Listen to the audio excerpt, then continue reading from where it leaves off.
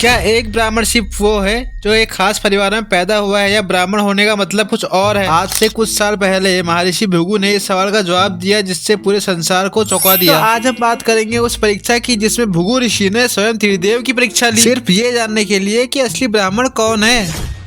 तो दोस्तों, कथा शुरू होती है सरस्वती नदी के तट पर, जहाँ सारे ऋषि मिलकर यज्ञ कर रहे थे। तो इसी बीच में एक सवाल उठा कि त्रिदेव में सबसे श्रेष्ठ कौन है? कौन है वो जो क्रोध से ऊपर है? इस मुश्किल सवाल का जवाब ढूंढने की जिम्मेदारी मिली ब्राह्मण ऋषि के पुत्र भृगु ऋषि को, लेकिन उन्होंने ऐसा रास्ता अपनाया जो बहुत कठिन था।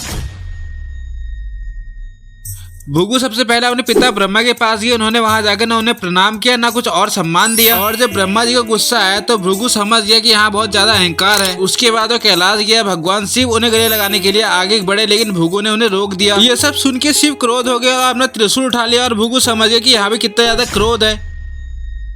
अब बारी थी भगवान विष्णु की। वैकुंठ पहुंच गए। भृगु ने ऐसा काम किया जो लोग उसकी कल्पना भी नहीं कर सकते हैं। उन्होंने सोते हुए विष्णु की छाती पर लात मारी, लेकिन उसके अगले पल जो हुआ वो एक ब्राह्मण की पहचान है। विष्णु जी उठे और भृगु से बड़े प्रेम से पूछा कि हे ऋषिवर, मेरी छाती वज्र की तरह कठोर है, कहीं आपके कोमल चरणों में कुछ लगा तो नहीं? ये सब देखकर भृगु की आंखों में आंसू आ गए। उन्होंने कहा कि असली ब्राह्मण वो है जिसको क्षमा करने का बल हो, जो गुस्से को पी जाए और बदले में प्रेम दे, वही सबसे श्रेष्ठ ब्राह्मण है।